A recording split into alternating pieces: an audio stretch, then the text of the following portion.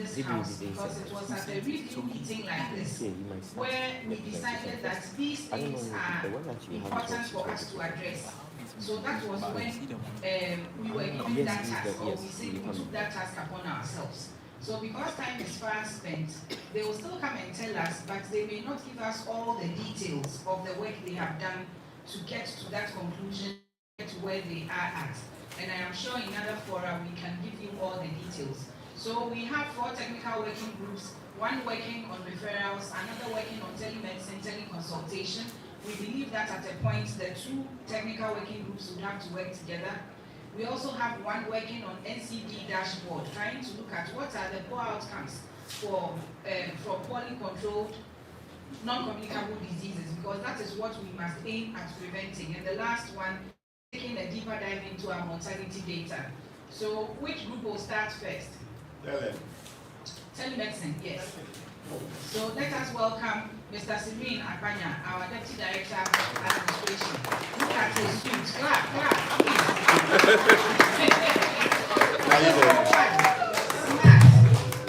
Yeah, so Director, Chair, colleagues, health workers, good afternoon. Or good evening.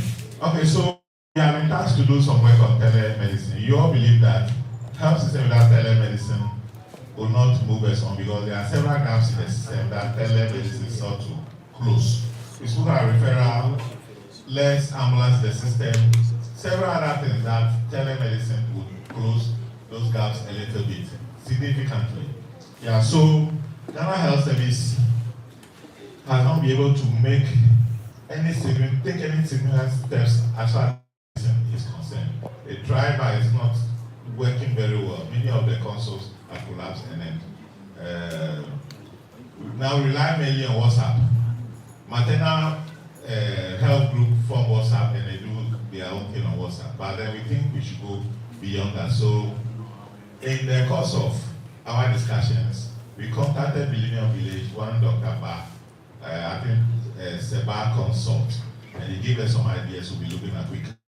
Immediately, Ghana Health Service through ICD is looking at using MTN to create telemedicine in every region, every facility. But the cost is for the distance, for the facilities, distance to be done. Let me quickly, roll it.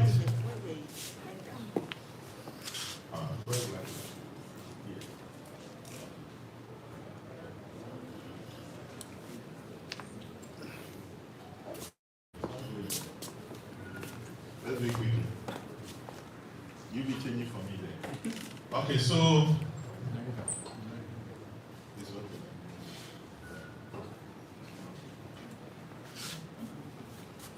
Yeah, so the service one dedicated emergency lines in facilities, and then MTN proposal have been sent to MTN to support. So the agenda close gaps, why there's proposal at the glance. We will not look at all these things, as the director said. So the gap we need to close. They say emergency rooms must all have a telephone supported by MTN, pediatric units, so dedicated phones for all those places. That's the proposal they are sending to MTN. Then we will look at how this gap costs us. No dedicated line at this point, delays in reaching referral, we move on. So there's a 310 maternal deaths per 100 live births. That's Ghana versus WHO. WHO is saying we should have 70 live births per 1,000. 70 deaths per 1,000 live births. Are you following? So 310 against 70. And we believe that this gap will be closed if there's proper telemedicine. Another one is life critical care points connected to a facility 4, and then regions still without emergency connectivity. All the system regions are involved, so it's a big matter. So the proposal at a glance, these are the places that telemedicine has been proposed to be. Adult emergency, adult room, labor ward, pediatric units, client information desk or admin. So all the system regions have been given lots. Central ID is in lots 2. So when they discuss and they finalize, then we get information, see how we can be. But this MTN is to give us connectivity. We'll be paying for the data and other things. So how we are asking MTN Ghana to do for us is to install and maintain a minimum of 5 lines per facility, deliver low downtime and rapid fault resolution, provide structural database of connected facilities. That means that every call you do in telemedicine, MTN will have the data. So the court, how do we say it? How do we say they want people to take us to court? Medical, medical legal, those ones we can have data there to defend ourselves or we fall into trouble. Yeah, what are we asking of MTN? Share monthly utilization and downtime, fault report, operate on a post-paid basis, bill to each facility, so it's not free. Yeah, so quickly, the roles of Ghana Health Service coordinate the mission nationally, provide priority facility lists by region, facilitate and engage MTN and then regional directorate, provide reports to monitor national progress. So let's see what RADF facilities are supposed to do. Sign contracts with MTN, bear the full post-paid subscription cost, cover recurring airtime, designate focal person for all these lines. So that is what Ghana Health Service is doing for now. So the technical group contacted Master ICT Consults. That group has worked with UNDP before. They've done a lot of things as far as telemedicine is concerned. So we contacted them and they agreed to help us back on these conditions. So we've said all these things already. What telemedicine is supposed to do or the program is supposed to do, we said already. So objective is to improve access to specialist care. You have few specialists, it will help us have access to specialist care. Enhance quality of healthcare delivery, strengthen referral pathways, improve clinical communication, support frontline clinicians, improve patient outcomes, build a sustainable regional telemedicine network. That's all that the BASA thing is want to give us. So how will it be like? Like I said, many of the telemedicine regional is on WhatsApp or call. But this one is going to be a video consultations. There's a brief presentation, then the doctor tells the midwife, tell it like this, do like this, and then the bridge would come with the head. Secure message. Yes. So, secure messages. Messages that are sent are secure. We can reach out to them anytime, even after some months. Then we're talking electronic referrals. We're talking about clinical by foreign referral. It has come to the place already. Not now you are coming because they say that the doctor is not around or he's gone to school somewhere or he's on holidays. All those shortcomings will be resolved. Then referral tracking, you can also track your referral all the time. Key features. We spoke about the video consultation already. Secure messages, I think many of these ones we sent them, so let's move on. So 6 steps implementation. Needs assessment. So you come and do this assessment of the region and see what we have, what we don't have, what they can leverage on, and what they should bring.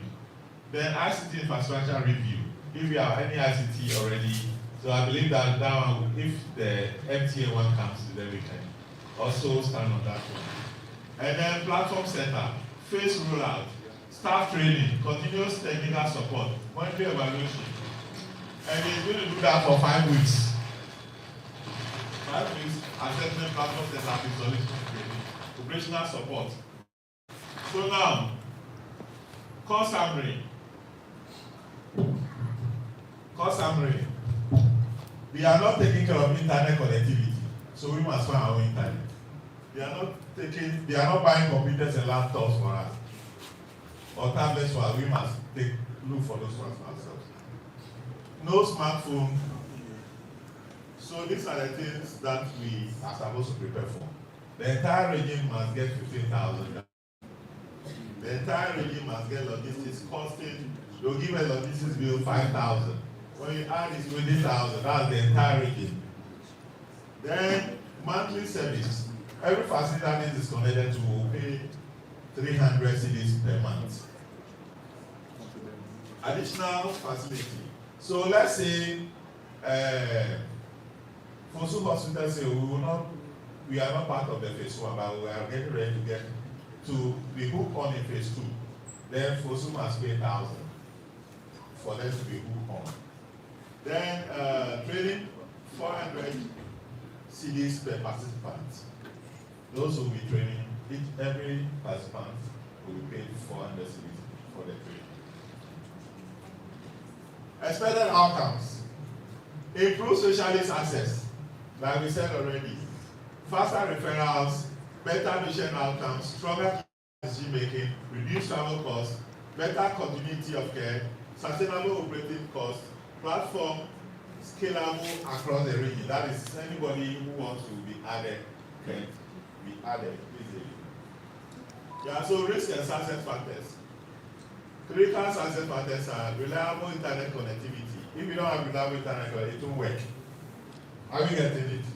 Staff commitment. If staff are not committed, they will joke with them to mess up. Then user training. If we say we know it already, we don't want them to train our users or flop, according to them. Management support. Management must be committed. Management will. If the hostel management is not committed, they are not watching, they are not supervising how the thing is going. I remember when we ran telecom center in one of the hostels I worked, that thing was actually arranged by Dr. Yim. Management was also always going there to the console is working, all the phones around were working, the IPs were working, and it went out well.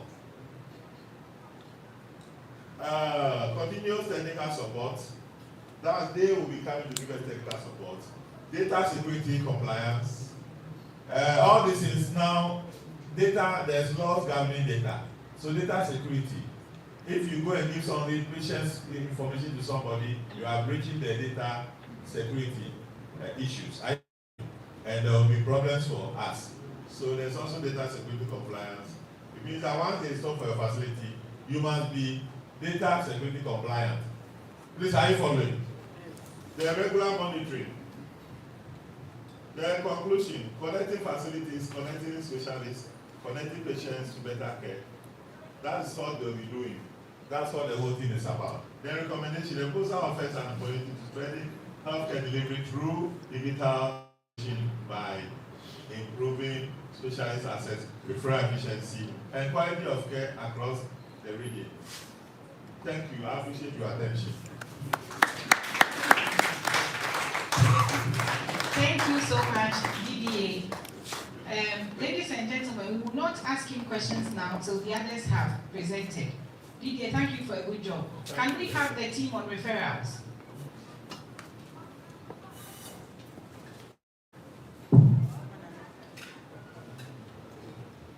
Dr. Kwame Kwedu from Trauma. You are not the one. Telemedicine. Okay.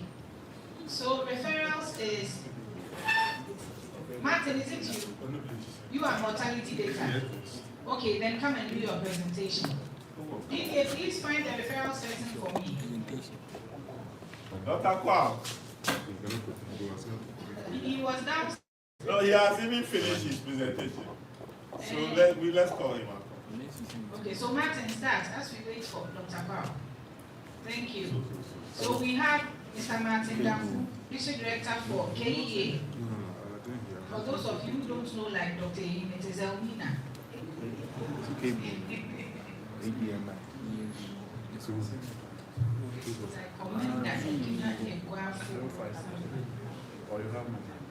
What is the A? And bring.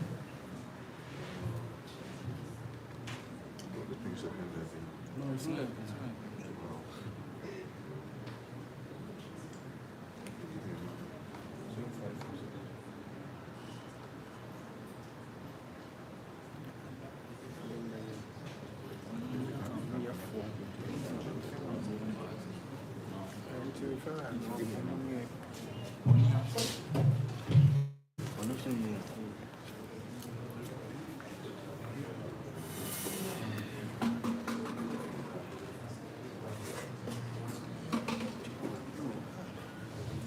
Dr. Cole Akwaba. So we are waiting for Dr. Cole, we are waiting for Dr. Jones for the NCD dashboard and Mr. Martin Dafu. So whoever is ready will go.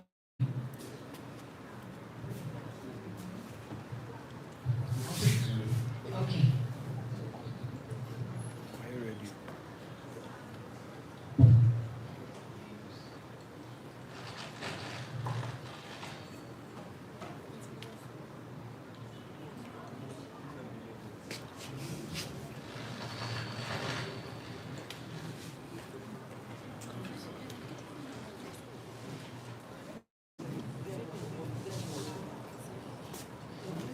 Good afternoon.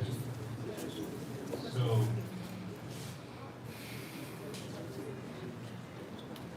I'd like to say a big thank you to our regional director leadership in this, in setting out more technical working groups to address the key challenges that we have noted in the project. I speak on behalf of a team of about 5 persons. Sorry, we don't have that slide. We're going to add that. We haven't done that. So, myself, Dr. Benedict Okopao, Dr. Nathaniel Ofori, Dr. Charles Pinto, Dr. Paulette Brown, Mr. Benjamin Omoko. And we are going to talk about referrals in the central region. I know we've had a number of presentations on that. We have, as a group, taken note of those as well.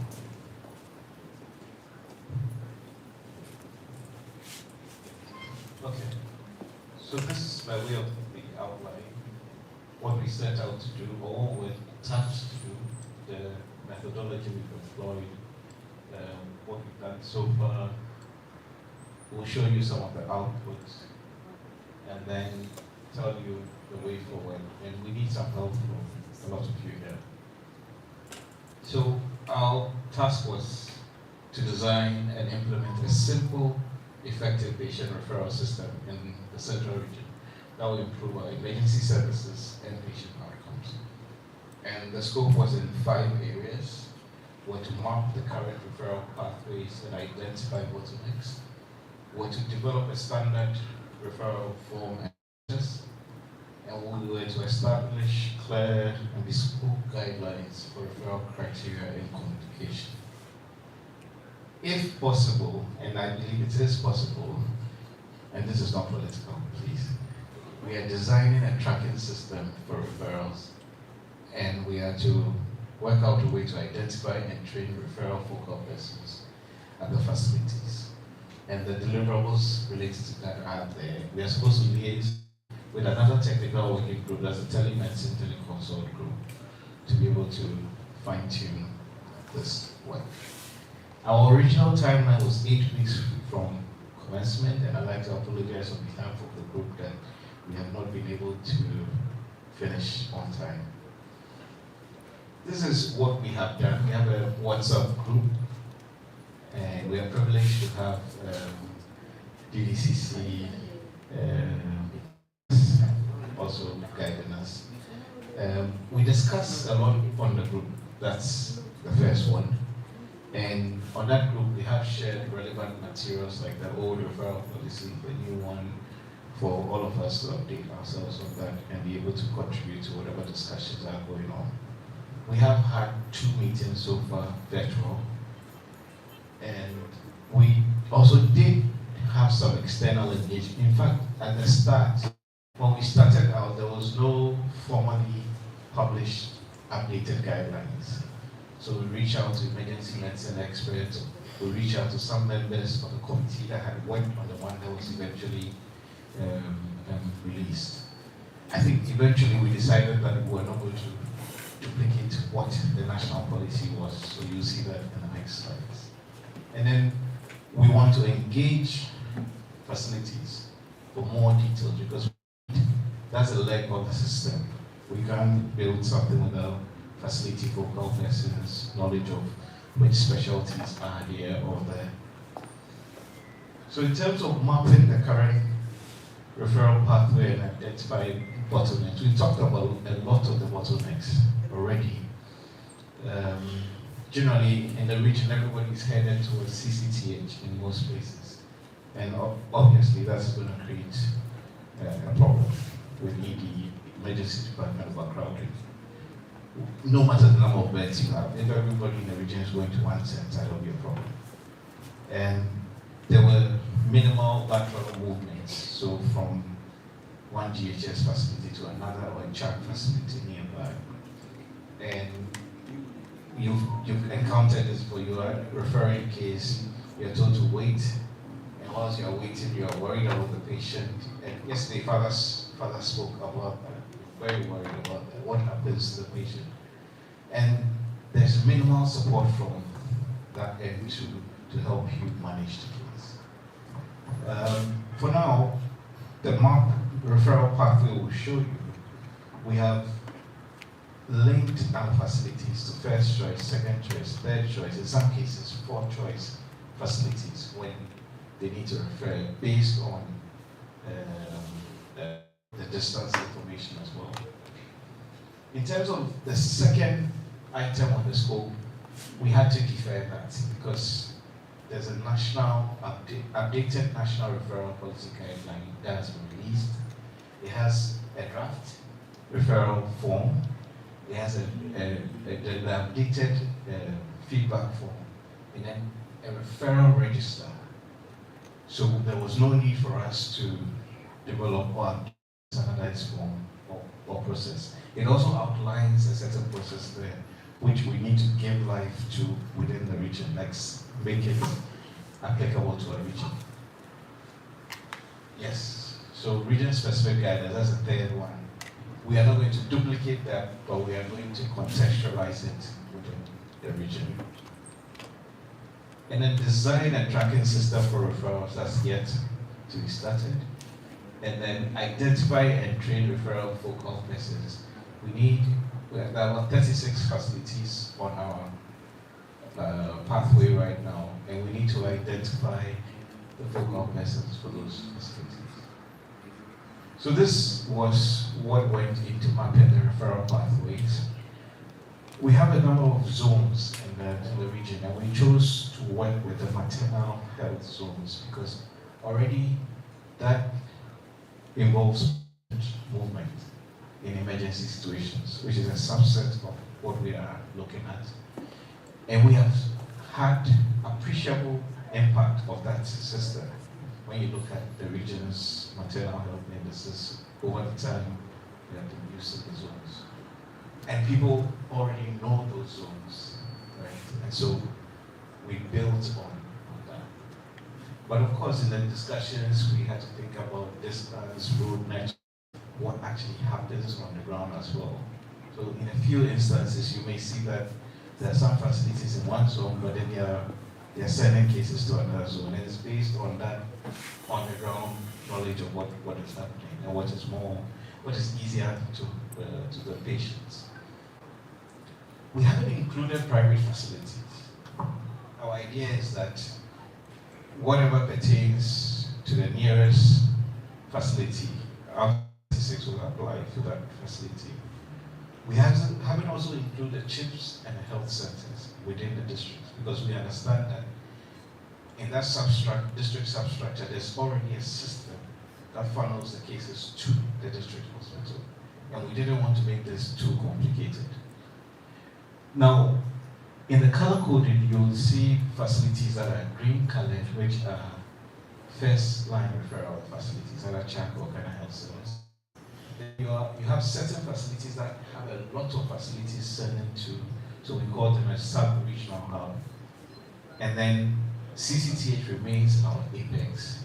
And in some cases, we may need to use Codigo and the teaching and confirmation as well. So in zone 1, most of the facilities listed here,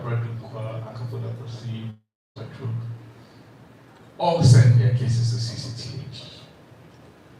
And the primary determinant there was a distance. And you see that 10 kilometers, 3 kilometers, 3 kilometers.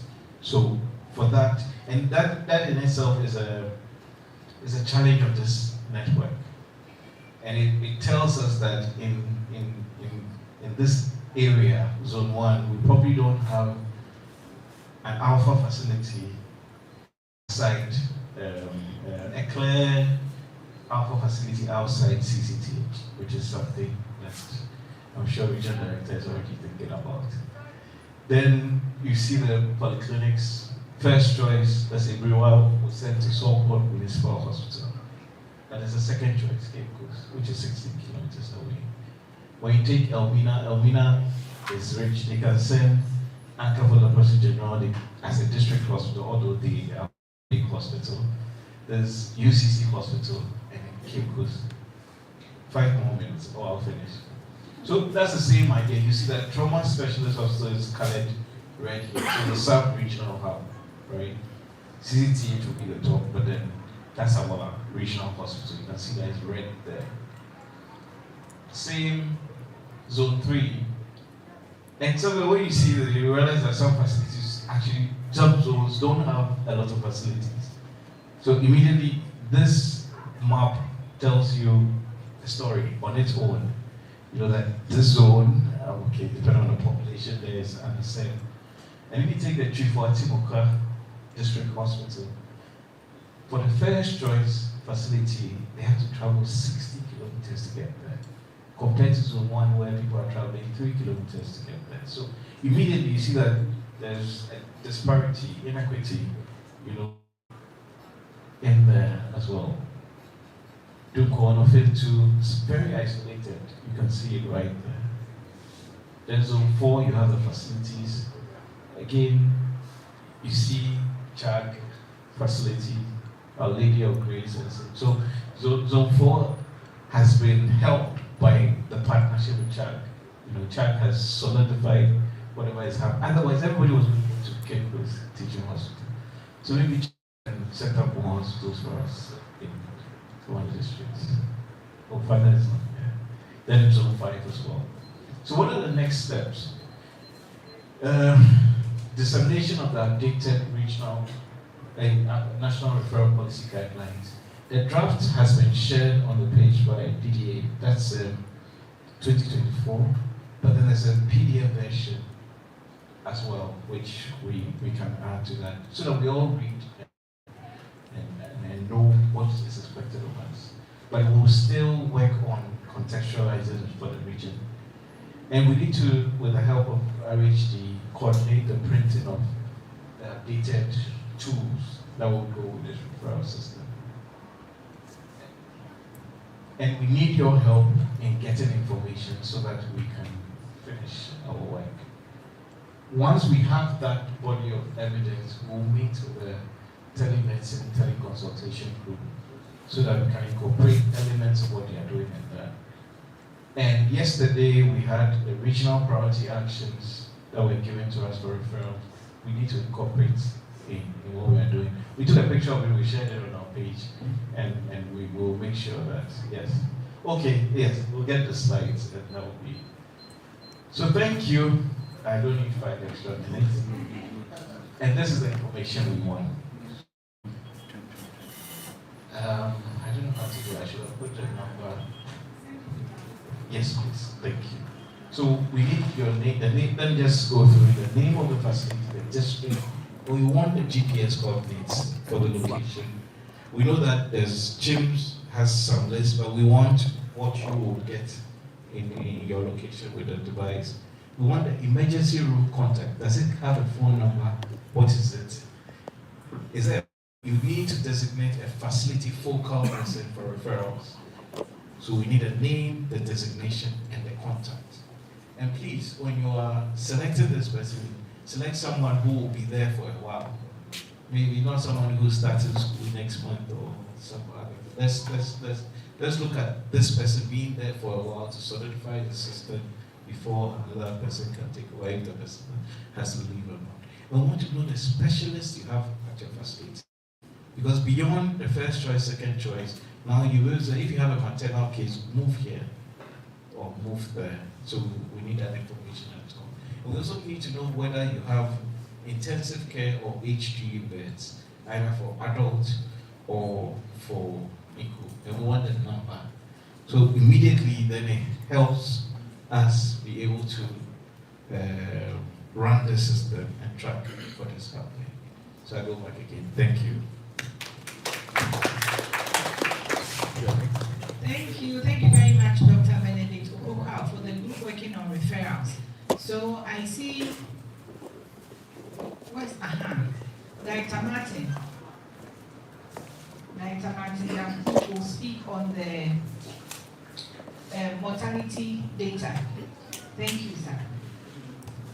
Good evening. Good evening, Director. Good evening, Chairman. Good I'm presenting on behalf of the Mortality Data Analysis Technical Group.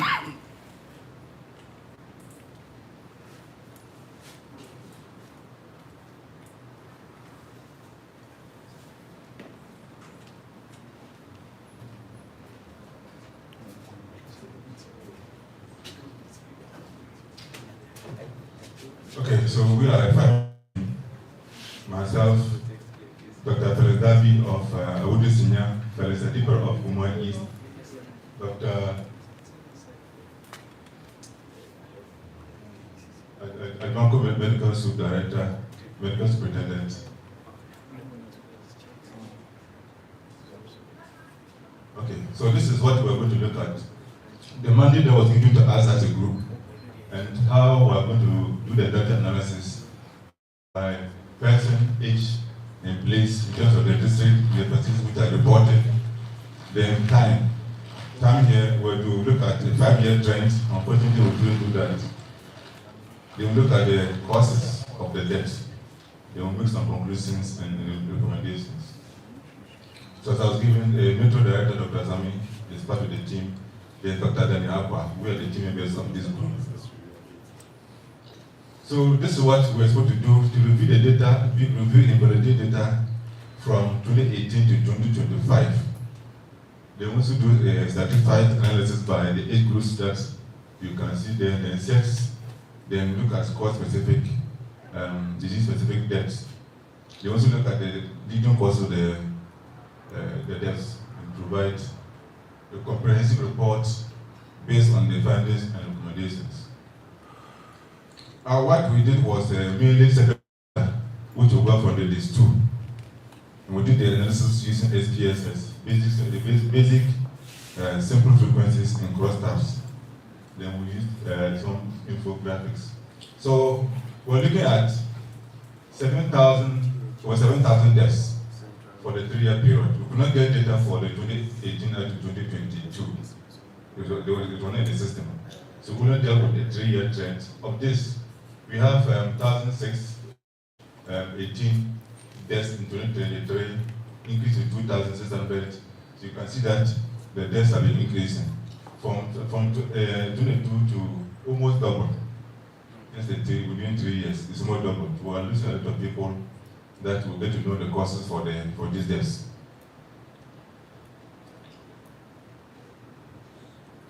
Okay, so all these deaths came from 19 districts. We have to be like only 19 reported. That's what we found in the system. And the deaths came from 39 facilities across the whole of Central region. And that is given, as I said, I indicated we saw 7,000 plus deaths over the 3-year period. But by sex, you will see it's almost equal. But we always know that the men are always the one to die. But for this one we saw, it's almost equal, 50.3, 49. So there's no much variation in terms of the deaths. Yes,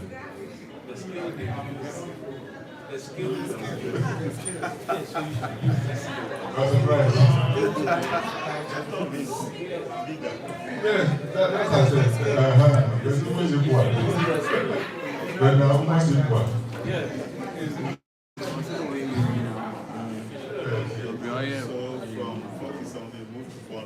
So these are the breakdowns for each of the years. So as the whole picture suggests, you can see that it's most even.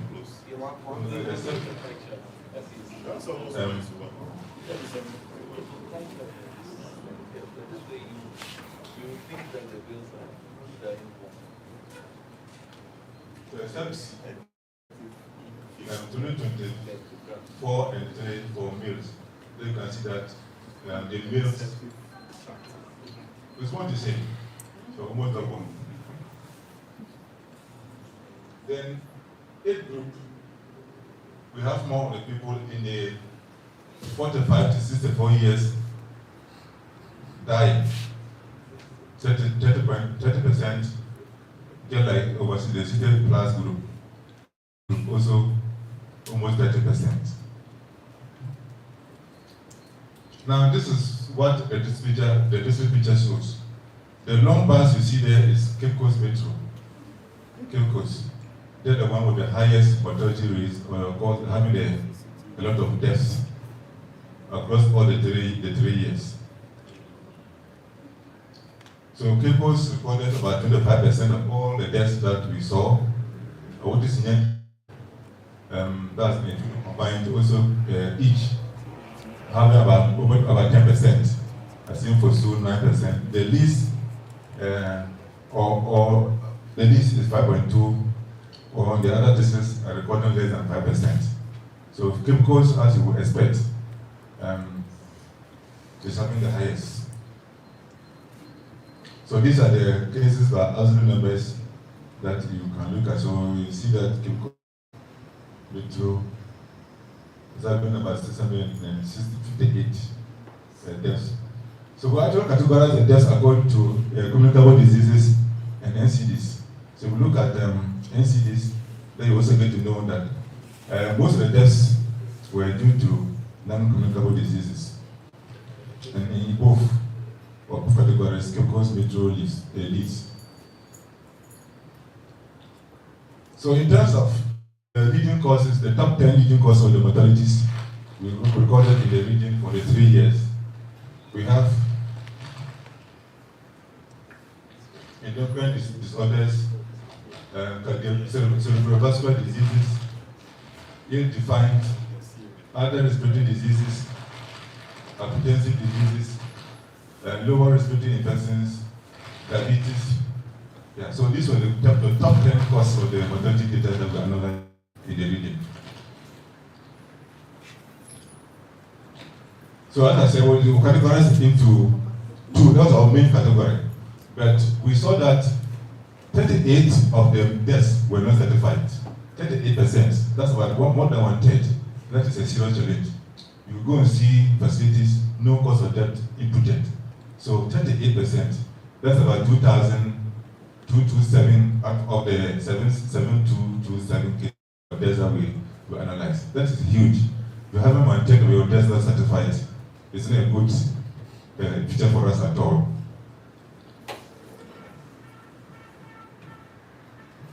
So we also did maternal deaths. But we have to challenge with the data we saw for these two. If you look at the 3 years, what we are seeing here is 30 deaths. But we all know that what we've seen from the maternal coordinator, the update they give us on terms of deaths will be more than this. So this speaks to data quality issue. What is important in the teams in these two are not talking, they're not thinking. There's discrepancy. So 30 deaths, I don't think is a picture, but that's what we found in these two data. And you have maternal hemorrhage being the hypertensive disorders of pregnancy.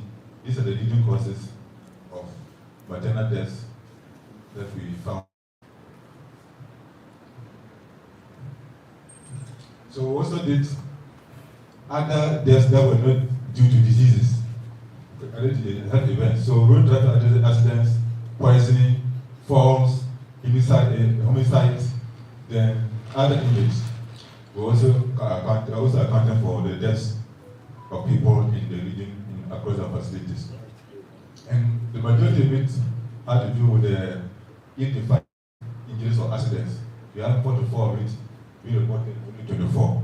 That's huge. We also did analysis by pediatric deaths that were due to children, or most affecting children. So we saw that prematurity and low birth weight, the birth asphyxia and birth trauma were the leading causes of childhood or diseases associated with children. Now, of course, there is the deaths among health workers. That's why I highlighted this one in red. And I think we are all aware of the updates that we receive on our SMEC page, that we are losing our staff. And if our motto is that we have our concern, whose concern is our health, and we're dying. So if you look at 2018, though it's increased, but as a half of this year, we lost 15 of our gallant soldiers in terms of health workers. It's not good. So we need to do a lot as managers to protect our staff. Let's do all that we're talking about, motivating, taking care of them. And that is why the union director has come up with the staff training issue. But the opportunity is that our staff are not making use of it, they're not patronizing it. All the reasons I think we all know. But whatever it is, we need to encourage them to patronize that opportunity. Well, I think it was even before you went on your leave, you needed to do health screening to know a status, then when you return, the same thing will happen. It was working, but it was stopped. If you do this, I think it's going to help us identify cases among our staff to give them the necessary interventions. So challenges that we found, most have to do with data quality. Incomplete data, you look at it, no sex, no age. These were the things that we found, no age, no sex. We just see 3 empty columns. So if we even do complete data analysis, we're going to do about only 4,005 people had complete data. Then we could see everything that we needed. But because they were dealing with human beings, we need to analyze all of them, and that's given us 7,002 plus deaths. Earlier on, maternal death discrepancies between what is reported in DIMS and what is in that system. Because we know we have reported over the 3-year period more than 30 deaths. But here we saw 30 deaths, which is not good, director. So then the high number of uncertified deaths is a big challenge. While our medical officers are not satisfied with deaths, then in our discussing, we were asking what is the reason, what could be the reason why they are not satisfied. And I think we may guess. The thing is that the medical officer are satisfied that they have added on the folder. Then the health information officer have to go and pick it and enter. And most of it are not, those things are not done. So you see that the deaths will not be satisfied. The other thing that came out was that some are always asking, they charge. They are charging. And it kind of disincentive for people. So we concluded, or we said that if that's the case, the medical officer can always certify the death, then put the folder, give the folder to the HR, come enter in the system, then keep the certificate. You don't sign it, you leave it. So when the relatives now come, you can sign and give it to them. So that's what we discussed. If this is done, it will ensure that at least most of our deaths will be satisfied. So recommendations. As we saw a lot of deaths due to NCDs, we are saying let's intensify our screening. Free primary healthcare is coming. But do we have to wait for free primary healthcare to come for before we do some of these things? No. We already know what we need to do. Let's do screening, regular screening among ourselves, in the communities, and where we work. Last time interventions, we talked a lot about exercise. Then our wellness clinics, people coming to their places. When they come, what is the experience? They will meet them all the time to patronize it.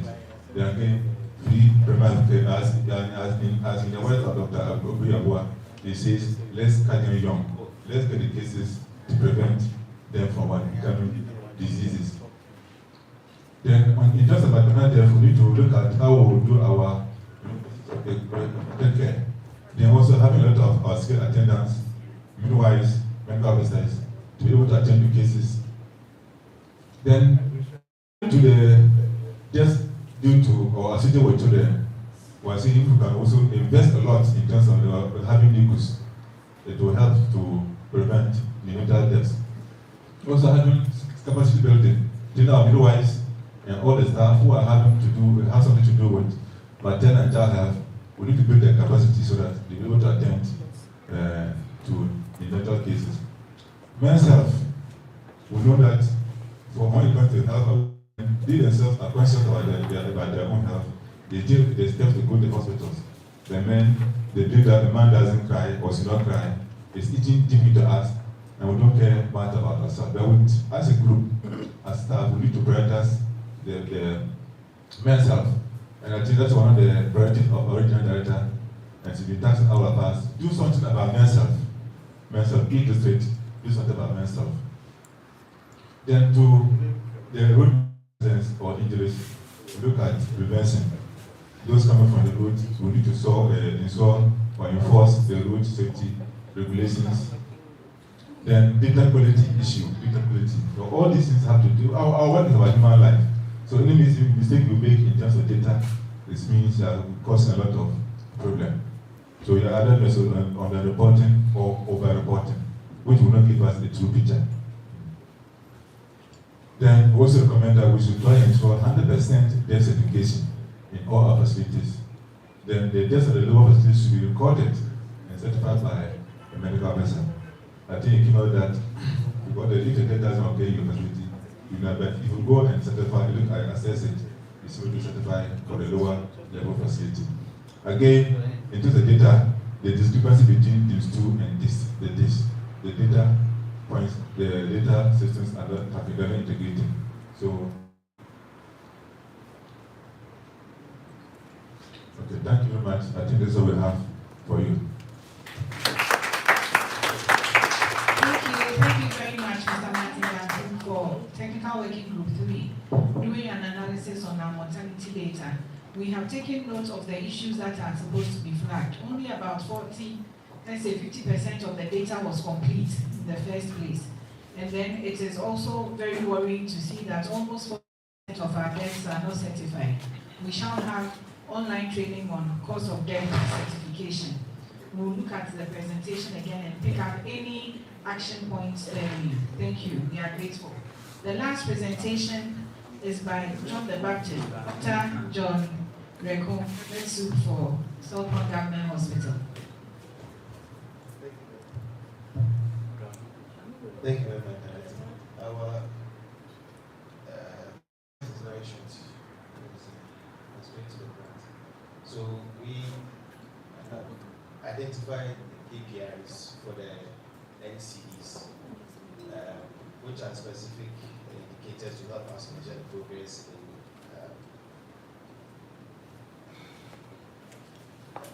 to help us in the control of non-communicable diseases. So cardiovascular diseases, diabetes, cancer, and so we look at the facilities that we have, in terms of blood pressure control, sugar controls, the prevalence of NCDs in our targeted populations and wellness patients, what we are doing about it. And establishment of chronic care clinics and specialist clinics to address these diseases, adherence to treatment, follow-ups, drug treatment, effectiveness, counseling to prevent complications, and the glycemic control. Now, most of the facilities are able to measure the HbA1cs to ensure patients aiming at the targeted HbA1c targets. And also the blood pressure monitoring as well.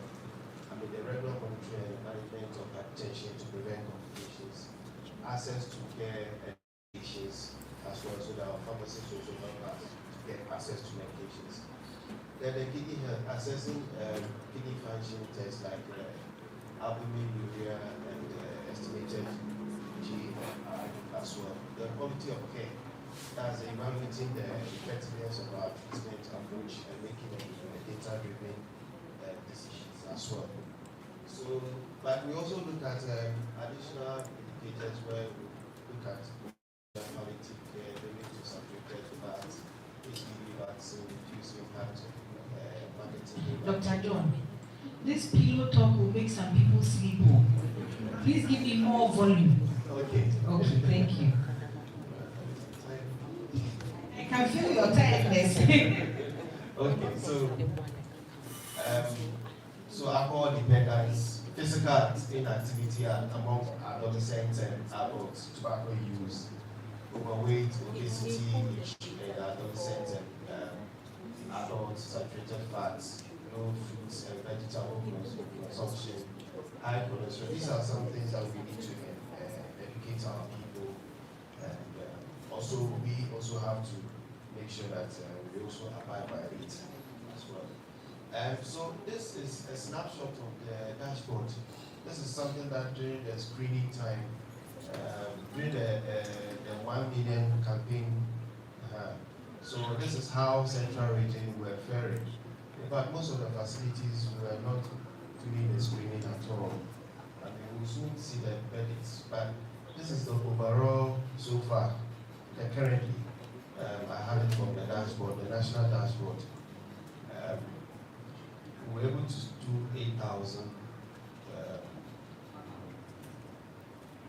8,197, and I mean all the figures are there. We share it, and also distribution by education, occupation, and age groups as well. It's also on the dashboard, and also on the dashboard by districts. So now you will see that up to from Aguna West up to Upper Dendra West. The rest of us down below AAK, Aguna East, Asim Fosu, Asim North, Utu Semina, Cape Coast, Ifutu, Uma East, Uma West, Infantima, my own constituency. Upper Dendra, we didn't do the screening because the figures are not here. So, and also on the dashboard, we really see the list of facilities that reported as well. So we'll get, in fact, there's a link which has been given to us, and we'll soon share it with everybody so that you can have registered access to the dashboard. Later on, in communication with the NCE office in Accra, they are looking for, since they had WHO with them to operate this dashboard, they want to go to some regions, really central to train how we can access the dashboard. According to them, they are looking for funds from the WHO to do that. I also have another dashboard for us, so I also have the link for us to also do the input. So they are even encouraging or taxing me to let facilities who have been running sickle cell clinic to also do the input over there as well. We also have the NCD Ghana policy, which is also there, which can serve as a guide for all of us.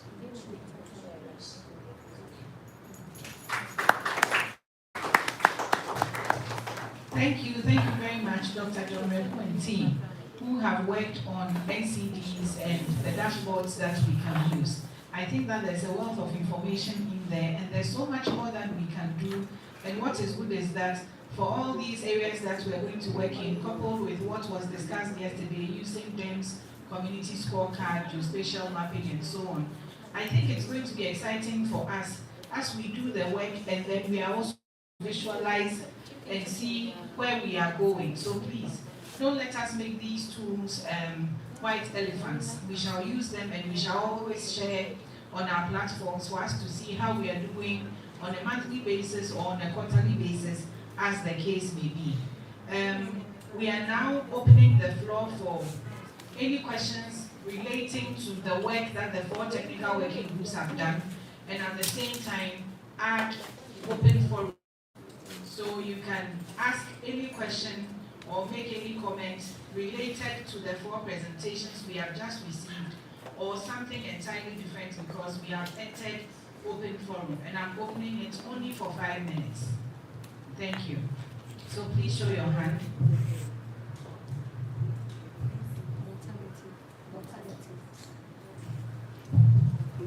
Okay, thank you very much. So please, on the I want to know sometimes, especially the maternal mortalities and even the other mortalities, some people die in between the facilities. For example, maybe the patient has been referred for chest compound, post-mortem hemorrhage, and death on arrival or something like that. The point is, if you report, they say it's your mortality.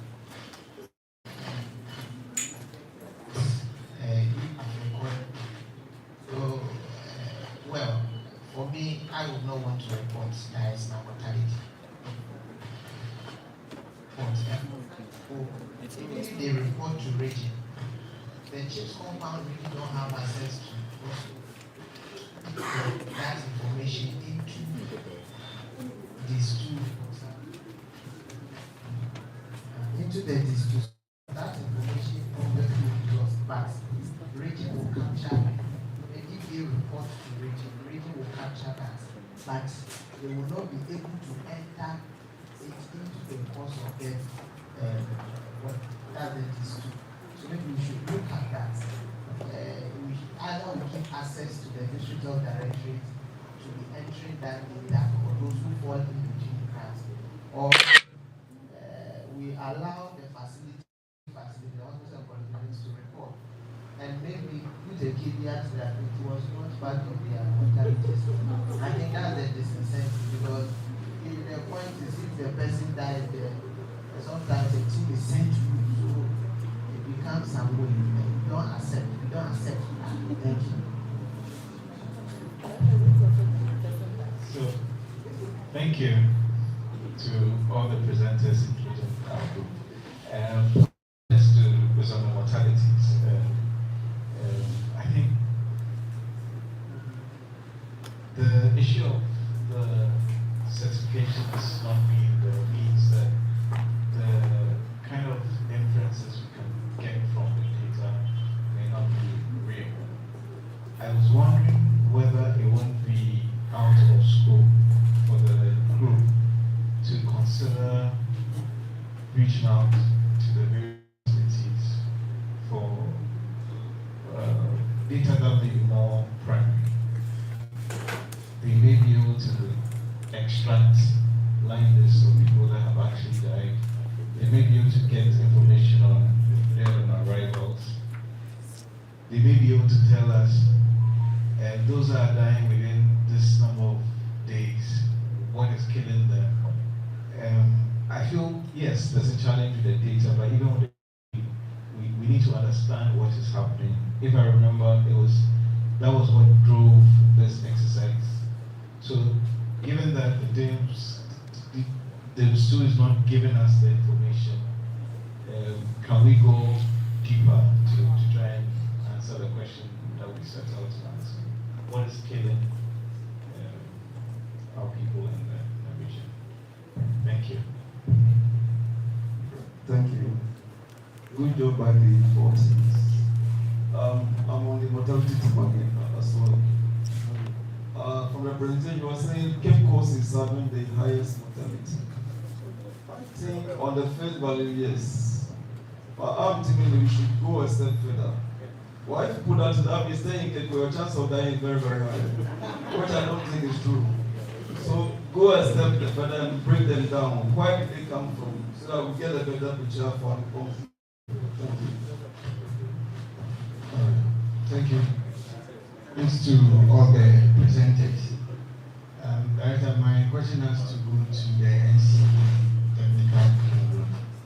At the point he presented some districts who have not in a way screened any group or population.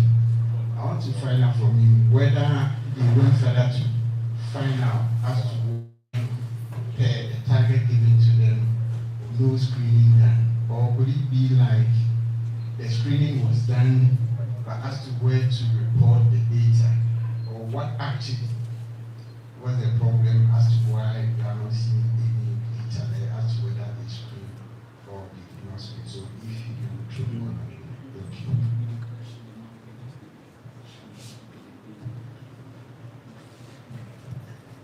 Okay, they respond. Thank you. I think the first one I was going to the director is for him. These two assets and components for death. Yes, so that I think you will take that one. Then the identification. And that is our next thing we intend to contact the facility to find out what is actually the response to the deaths. We will do so. It's not going to be easy, but that's what we have to do. The other one has to do with the disengagement of people's deaths. For that, we also do, because in this we have the details of all the deaths, so we can do so. Thank you.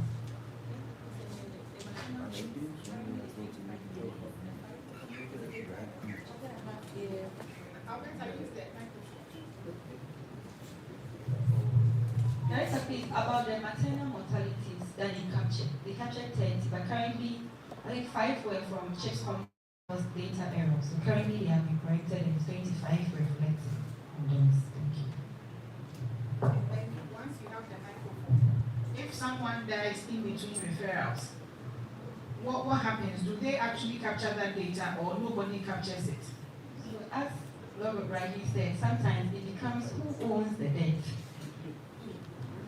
And for the experiences I've had from the OBGY meeting, I think it always pops up who owns the debt to audit. But Dr. Nazi, I will say again that I think the last time we met, the facility, as in the hospital that has received, though it was dead on arrival, but you have to. At the end of the day, we put everything together and it reflects our central region, not really concentrating on exactly where it comes from, but it's a central region. So Dr. Nazi, please, when it comes, I am. But my question, if it is coming to my facility and by the time it gets to me, the patient has expired, how can I tell the reason why the patient expired? The one who has more information is the one who sent to me. That's a piece. So for the last meeting again, we encourage that we invite the facility that brought the case to the audit, because they will be able to provide a lot of insight as to what happened.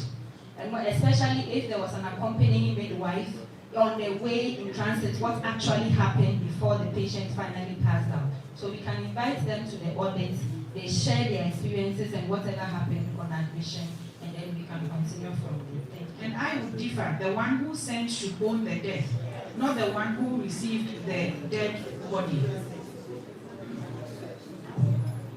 That was exactly what I wanted to say.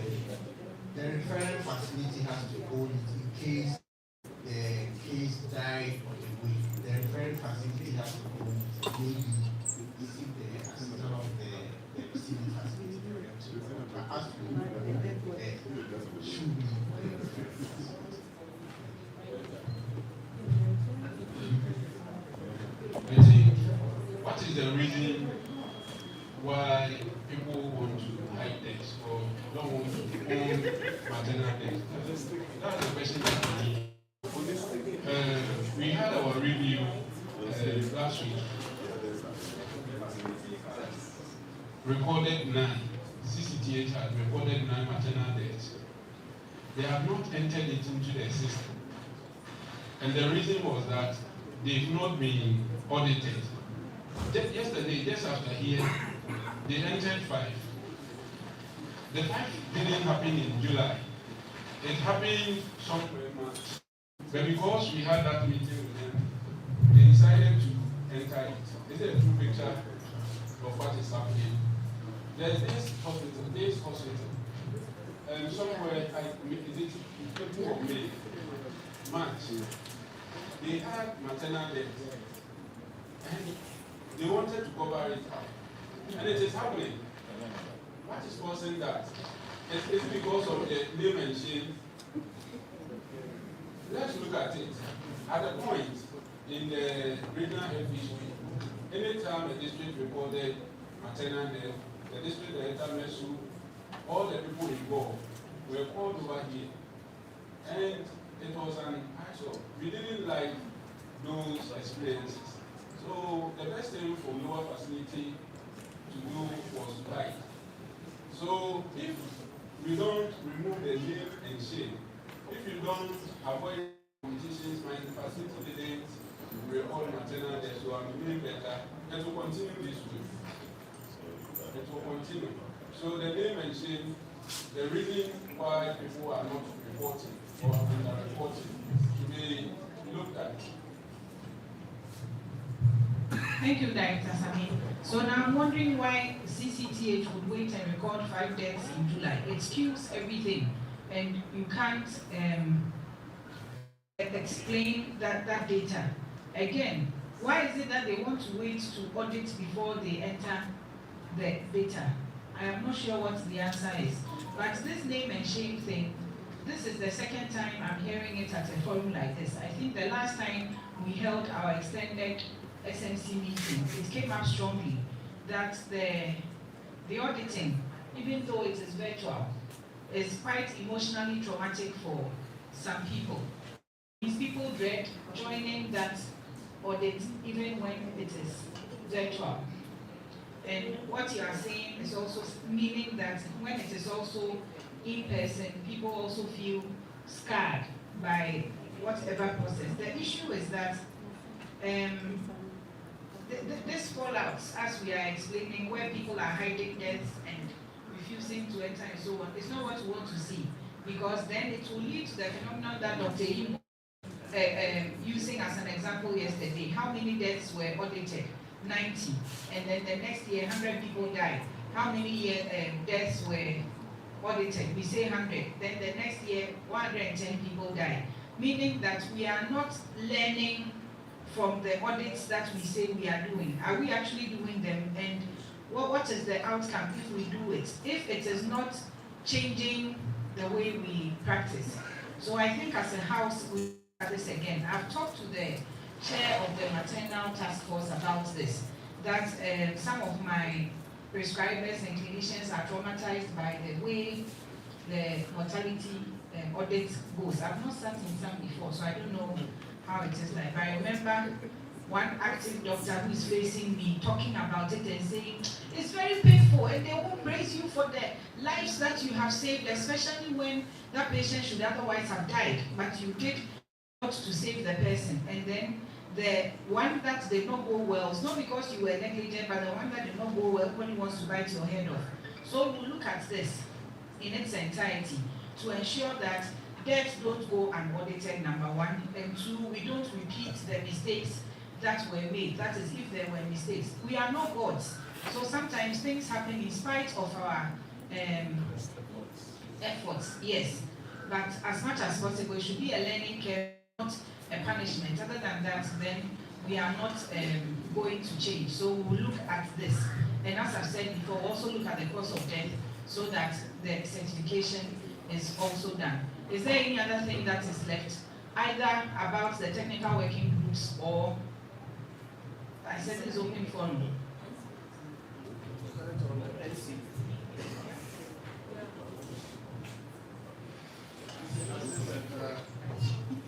Central Director asked a question, yes. So the problem is that the first screening, the publicity was good. And from the region to the South District, everybody was involved with the whole process. The second one, the second screening wasn't well communicated. So some of my colleagues, the medsups and the FPHC, didn't know. Some of them, even when I put it on the platform, some were asking, what is this? I'm not aware. I mean, even Dr. Kwao, at the point, he even asked that he wasn't aware. So I think next time, maybe we have to scale up the publicity, yes, the information very well. And also there was a challenge with the link, the access. So there were problems. So I have to contact the national office to send me new ones so that we do the And thirdly, from also my colleague, as well as the DDHS, logistics, because the BP apparatus that they are using at the facilities is not that we are carrying to do the screening and so on. So nobody has brought me, even one of them was telling me that we are not going to get anything, but what am I going to use it to do the screening and so on. So these are some of the challenges that we encounter. At the point, you even instructed that I should get in touch with DDPH to help me, to do that, the publicity and everything about it. You are very right. If we don't even have the apparatus to go out there, then it's a non-starter to start with. Because if what we are using is the same as what we are using in the facility, there's no way we can take the spirit from the facility and take it to the community to do that. So Dr. Reko, that is noted. I can't find DDCC. So please write it down. So that is one thing. And the other one is the one that you said, it looks like we did not know. It is the job of health promotion to make everybody know. Is Mr. Matthew Arain here? He's not here. DDCC, who's acting as DDPH now, is also noting that for any campaign, we have to ensure that health promotion is aware. They will do that job for us. Luckily for us, as I said yesterday, we have revamped our risk communication committee here at the region, and it's multi-agency, multi-sectoral. So as soon as we tell those people, they will also tell their counterparts in the districts. And the districts must also have replicate committees like that. So as soon as we flag the information through that side, it will save us doing that advocacy and campaign ourselves, and more people come and ask us for the service. But when we don't have what to measure BP with, we have no business telling people that they need to know their numbers. So this is something that we must look at. Perhaps the regional minister will buy some for us. Those who are starting the free primary health care will have some, because they would have the red bags also. But for the others who don't have, we need to get some. So EDCC, please let's look at it. Let's talk to Mr. Ed and procurement and see how much it will cost. So that if we are going to ask for money, we say, oh, buy 2, buy 1, buy 3. Thank you. Yes, Alberta. Director, please, there's a concern here that the cost of debt certification has not been allocated to the health centers and the CHPS. I've been calling Mr. Selassie. He must be here because we are not closed. Since he is in charge of health information, if we have such a forum, he must be here with his team. There are a lot of things we are saying about data he's not hearing. So if nobody writes it down to tell him, then nothing changes. I have been calling, I've been sending messages. I don't see anybody from health information here. Where are they? No, but I mean, it's good that at the district level you are here. Thank you. But he must be here to ensure that all others who are not here understand what we are doing differently. And we are talking about the creation of dashboards. There are a lot of things we are talking about that you may do in your district, but it won't reflect in all the 22 districts. Frank, find him for me. And that's it. Is there any other thing? Yes, Mr. Mwako. Thank you, Director. It's about the NCD reporting. And we don't wait for campaigns. We do go out, institutions to conduct the screening. Yes, so we need access to And then devils are out, and we use them as an opportunity to conduct screening. After that, we need to report so that I can reflect how we are conducting the screening. So, kindly agree with that. You will share for us all, including the sickle cell, so that at any moment in time, we know what we are doing. And since it even shows by district and even by facility, we always know that Asin Central is doing a wonderful job. Thank you very much. If there is no other question, then we'll move to the commitments and to the recommendations. Didier, do we have any people ready? Representation from Regional Health Management Team, the district. Yes, the Messus group is ready. Great. Messus, can we hear your commitments and recommendations after these 2 days of deliberations?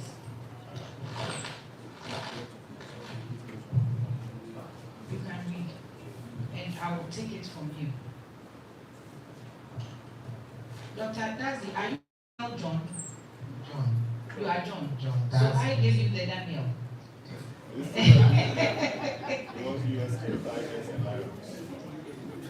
Thank you very much.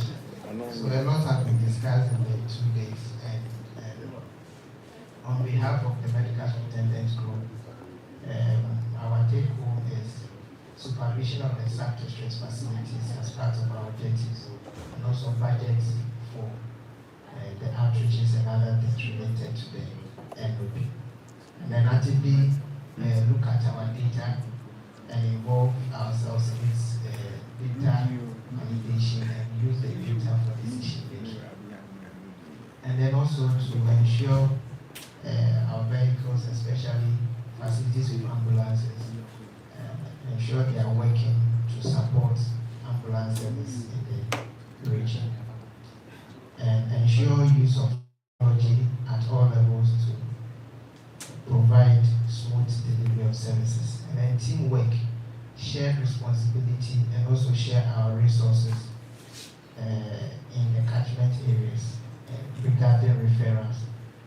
And then from the technical working group, we are also planning to implement telemedicine consultation to improve clinical care and referrals. And then look at best referral and feedback. When strongly. And from the technical working group, they also talked about identifying referral for campus. So those are things we are also going to work on and provide the needed information for the technical group to complete their work. And then also course of death certificates, which came out strongly in the latter part of this review. So we'll go down there, involve our clinical coordinators, medical officers, and ensure they are signing them, and also make sure the health information officers are entering them into this. Thank you. Thank you very much. Please clap for the Nexus group. We are very appreciative. So now we give it to Dr. Samuel Ofosu to speak for the district director. Thank you so much, Director. On behalf of the district directors group, we want to say a big thank you. This review has taken a different shape. We like the way the deliberations were. We have 7 commitments as DDHS group. 1, intensify stakeholder engagement and resource mobilization through strengthened collaboration with the MMDCs, faith-based organizations, traditional authorities, and private sectors. So that's the first thing that we are going to do. The second thing that we are going to do is to strengthen monitoring, supervision, and accountability. And directors are going to conduct regular supportive supervision, tracking performances, indicators, and ensure prudent utilization of resources across all levels of care. Promote data-driven leadership. We want to improve data quality, analyze routine health information, and use evidence to guide planning our priorities setting. And 4, we want to boost staff morale by enforcing human resource policy. We want to ensure fairness, discipline, and staff welfare, and recognition of excellence in our various districts. We want to also, looking at the presentation done by the HR, we want to undertake strategic staff realignment and development. Where staff are crowded, we want to break district work them to perform optimally, to improve performance. 6, we want to accelerate the implementation of the free primary healthcare network of practice and the CHPS. And as part of our mandate, we are to ensure access to health, continuity of care, referral systems, and integrated services. So we want to do that. And last but not the least, strengthen emergency referral systems. We want to work together with all stakeholders so that we have a database of facilities with functional ambulances, including contact persons and emergency numbers, so that it will aid and complement the national ambulance services. We have some few requests. That being a district director is a vocation. We will continue to learn. So we will need the encouragement from the headquarters, encouragement from the region to be able to deliver our mandate. There are some few political decisions that if we can engage with the regional minister, especially the construction of the CHPS, some districts do not necessarily need CHPS. Some facilities have been there for years, they've never seen some facelift. Cape Coast, for instance, we don't need more new CHPS, but the MC is saying that since it's mandatory for them to construct 2 CHPS, they will continue to put buildings. But when you do that, it puts some kind of stress on us. Getting the staff is an issue. And the old facility that needs some facilities that needs some facelifts will be left out.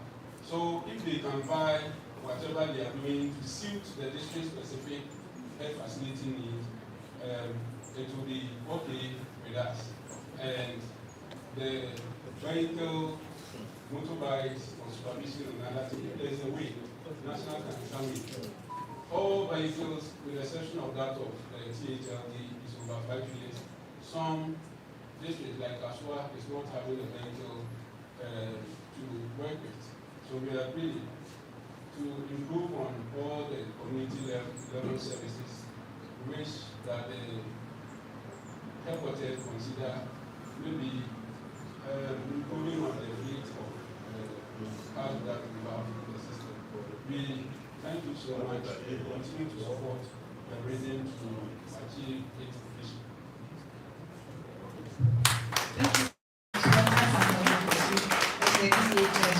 We are grateful. I am told St. John's Ambulance, led by Madame Akusia Frima, is it Akuya Frima? Akuya Frima Busompe, will speak on behalf of the members of the Regional Health Management Team. Thank you very much, Director.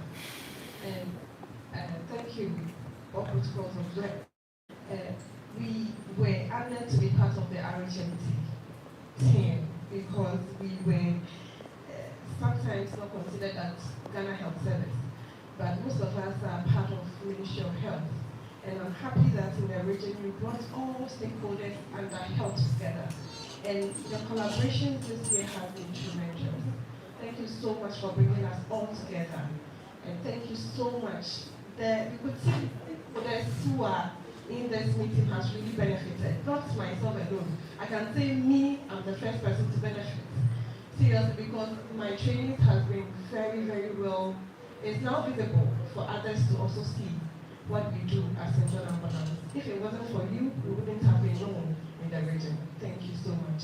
And okay, National Ambulance also whispered to me that the collaborations have been very good. And so thank you and all the collaborators. Now they really, our directors really understand the go through. It's not as if they take money and they just does not want to transport the people. But now you see the challenges they are facing, and so you understand it more when people are being transferred and what goes also into it. Well, my few concerns that one or two members whispered to me is that I think one doctor said that his issue has been structuring programs for few recruits. So the staff will spend about 3 or 4 years at home after the nursing midwifery training school. What is the quality of their service when they are being recruited?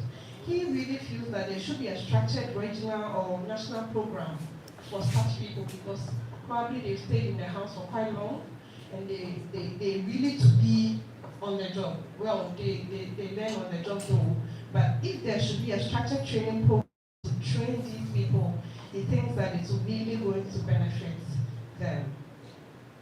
And also there were 1 or 2 also concerns, from another HMT member. He said that this is a unique initiative to the central region which comes with multiple benefits, and he has really benefited. And these things are that it has been beneficial because it has bridged the interagency gap that was there. And that he also recommends that it also has helped and it has also prevented duplication of effort and efficient utilization of resources. And it has been true because through this initiative, I have trained about 200 people at their hospital, that is the Ankara Psychiatric Hospital. And the physician assistant training, you invited us in, yes. And I think they also benefited from the training that we gave them. And so you could see that intersectorial interaction has been very good and we have really benefited from that. And also we are also pleading that more of these presentations should also be done. Today the presentation has really helped us a lot, especially with the sign language. We have really seen the gap that we have as health workers. Although we are helping the society, you could see there's a big gap for our deaf people also. So at least if one person from each sector would volunteer and say that I'm learning this sign language in my sector, is also going to help. So I'm also advocating that most of our members should take it up and see how best we can help our vulnerable people. So among all this, I would say thank you to everybody who have been part of RHMT for supporting us, as visible, and we hope that it's going to be better than we see now. Thank you. Thank you to John Ambulance. Thank you for speaking for RHMT and for others. We appreciate it. Lydia, did Coheti leave a message? No, please. Please try and get it. Yeah, we'll get the message from them and then publish. Okay, that's great. Please, do we have any other identifiable group here who wants to make a commitment or a recommendation? Please. This is all we have for today. But I would get in touch with the rest and then get written recommendations and commitment. Thank you very much. Thank you, DDA.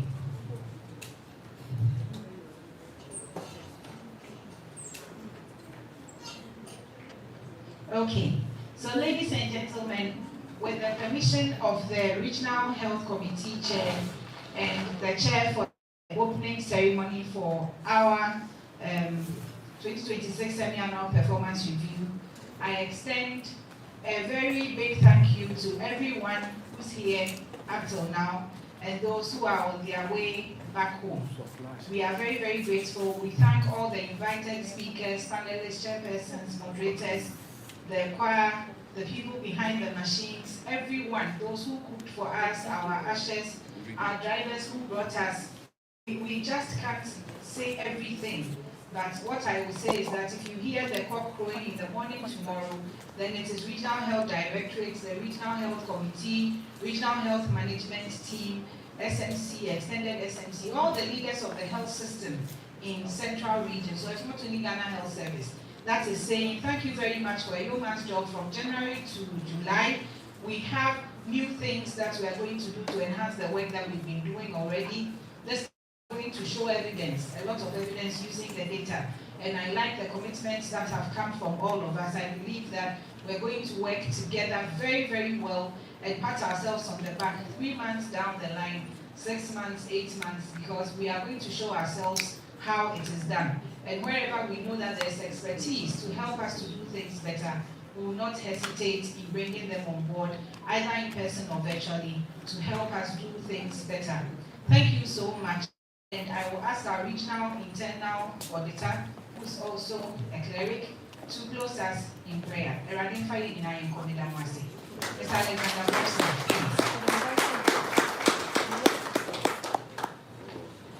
One more thing for yourself.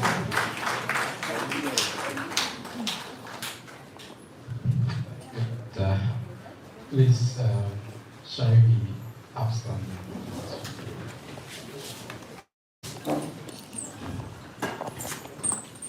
Father, in the name of your dear Son Jesus, we thank you for starting this program with us since yesterday, for leading our discussions and for bringing the proceedings to an end. Today, Father, we are grateful unto you for everything that we have done together as a team. We thank you for the successes that we chalked together as a region, and we are grateful, ascribing all glory and honor unto you, because you said in your words that except you, O Lord, build the house, the builders labor in vain. So we say thank you. Father, we say thank you. Even as we are living here today, we are praying that your presence will continue to be with us. We pray, O God, that the divine wisdom from above will fall on us, that every valuable contributions and recommendations and suggestions that came in the course of the meeting, will put them into practice, that will give even better performance the next time that we meet together. Father, may you continue to be with us and cause your abundant grace and mercies to abound to us all in Jesus' name. And now may the Lord bless and keep us. May the Lord cause his face to shine upon us and be gracious unto us. May the Lord lift up his countenance upon us and grant peace. In the name of the Father, in the name of the Son Jesus, In the name of the Holy Spirit.